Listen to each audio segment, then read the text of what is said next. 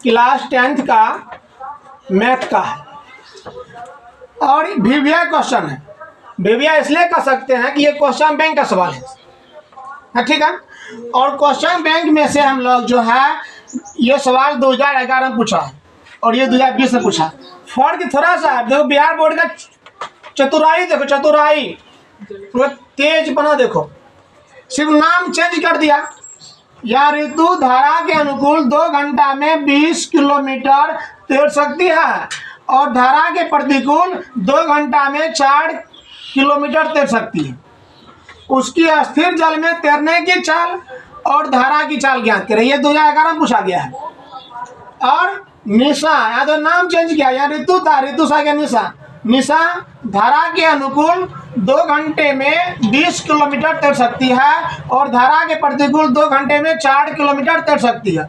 उसकी अस्थिर जल में तैरने की चाल और धारा की चाल ज्ञात कीजिए। 2020 से पूछा है ना। तो क्या किया यहाँ पर, चेंज किया, सिर्फ नाम चेंज किया। 2011 में पूछा ये सवाल और 2020 से पूछता है ये सवाल। आपके मैथ बुक में ये सवाल सेम सवाल मिलता है। ये क्या कहते, सिर्फ नाम बदल देंगे हम लोग, निशा की जगह पर ऋतु दे देंगे तो बुक का सवाल हो जाएगा। वहीं क्या कहते हैं, नाम बदल दिया तो हम लोग कभी क्या कहते हैं, आप कहते हैं बुक से सवाल पूछेगा, वीवीआई सवाल है या नाम बदल दिया। बुक आप कहाँ बताइए सवाल, तो नाम चेंज होता है बाबू। कभी कभी ये डिजिट भी चेंज होगा, ये संख्या भी चेंज होगा, लेकिन प्रोसेस यही रहेगा, विधि यही रहेगा। तो हम लोग इसको हल कर रहे हैं। सवाल वीवीआई, दिमाग में ये एडजस्ट कर लो, तो सवाल वीवीआई है। 2026 में सवाल आएगा, इस टाइप का सवाल आएगा। माना ऋतु अस्थिर जल में तैरने की चाल, ऋतु की किसके, ऋतु की अस्थिर जल में तैरने की चाल कितना, x किलोमीटर। एक बात और क्लियर कर देते हैं आप लोगों को, यदि ये सवाल बनाइएगा तो यहाँ निशान लिखिए। अभी हम लोग ये बना रहे हैं तो यहाँ ऋतु दिया, सवाल दोनों सेम है बट नाम चेंज है, तो आप लोग भी नाम चेंज कर लीजिएगा। यदि परीक्षा में सब ये सवाल रहेगा तो यहाँ ऋतु जगह पर निशा लिखिए। किसी व्यक्ति का ही नाम हो, हाँ हो सकता है, ऋतु निशा, ऋतु हो, निशा हो, पूजा हो, आरती हो, अर्चना हो, ज्योति हो, कोई भी हो सकता है। कोई भी होता है। तो माना ऋतु की अस्थिर जल में तैरने की चाल कितना माने, x किलोमीटर प्रति घंटा, और धारा की चाल कितना माने, y किलोमीटर प्रति घंटा। अब एक क्वेश्चन दिमाग में क्रिएट हुआ होगा कि धारा की दिशा में चाल, धारा की दिशा ये अनुकूल क्या होता है सर, अनुकूल प्रतिकूल समझाइए।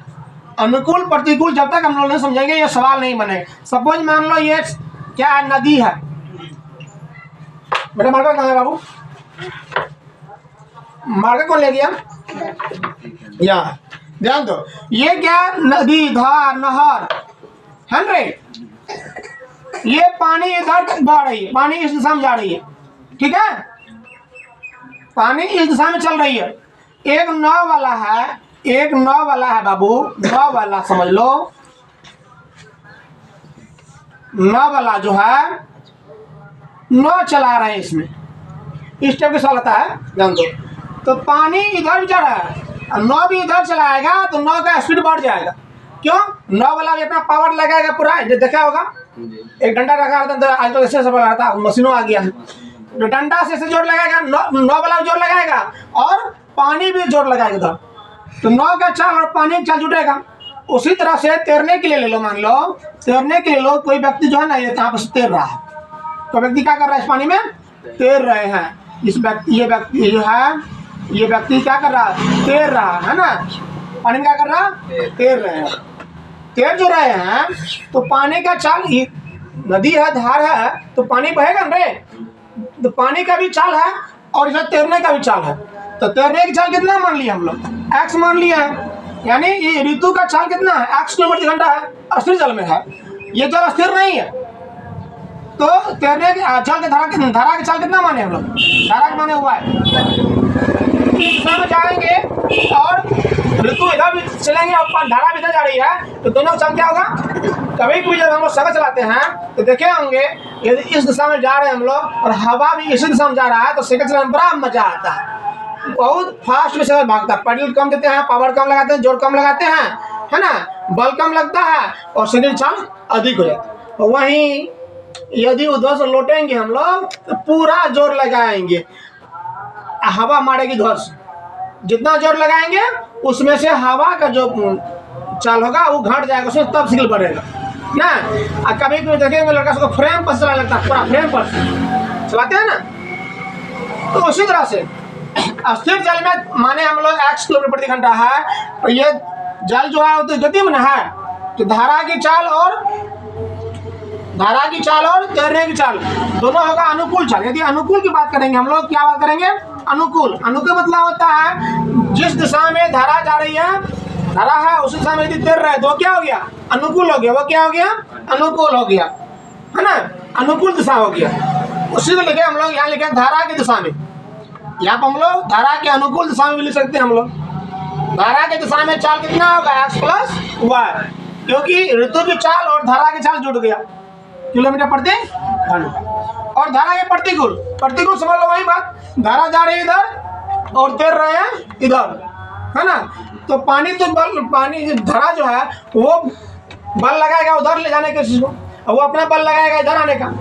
तो धारा की चाल से अधिक चाल उसका होना चाहिए ना, यानी धारा की जितना ताकत लगा रहे हैं उधर धकेल रहे हैं, उससे अधिक ताकत लगाए तब नहीं धारा आ पाएगा ना।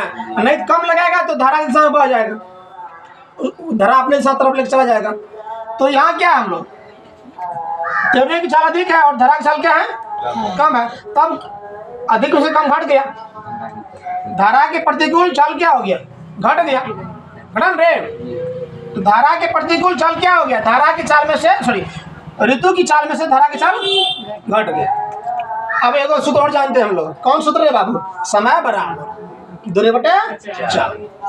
समय क्या होता है? दूरी बटे चाल। अब देखो यही लिखे, इसलिए समय कितना है? 2 घंटा। समय कितना है? 2 घंटा। दूरी कितना है? 20 किलोमीटर। 2 घंटा में 20 किलोमीटर आती है। और चाल कितनी है? ये कौन चाल है? अनुकूल की चाल है रे।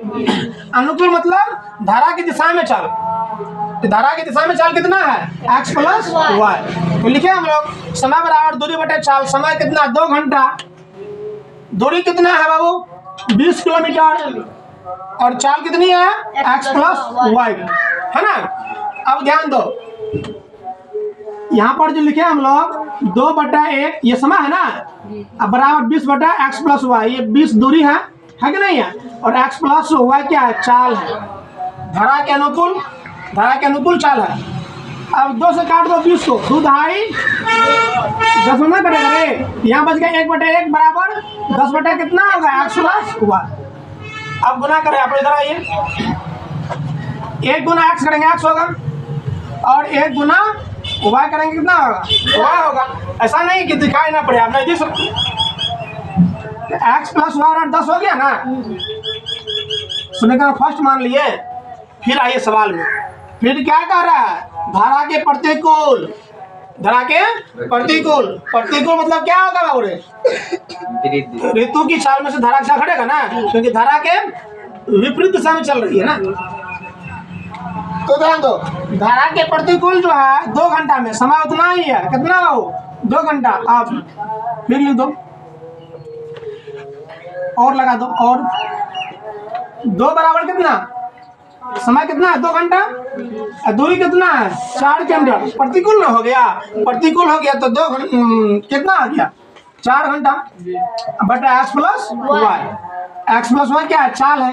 कौन चाल है बाबू रे? प्रतिकूल। x + y होगा। यहाँ पर क्या होगा? x + y, सॉरी, यहाँ पर x + y होगा चाल। अब ध्यान दो, तो 2 से भाग दो 4 में, 2 दूनी 4 कट गया। 1/1 क्या? यहाँ 2/x + y। यहाँ भी मिस होगा। 1 गुना x होगा, और 1 गुना -y होगा। 1 गुना 2 क्या लिखे? अब समीकरण 1 और 2 को जोड़ने पर 1 और 2 को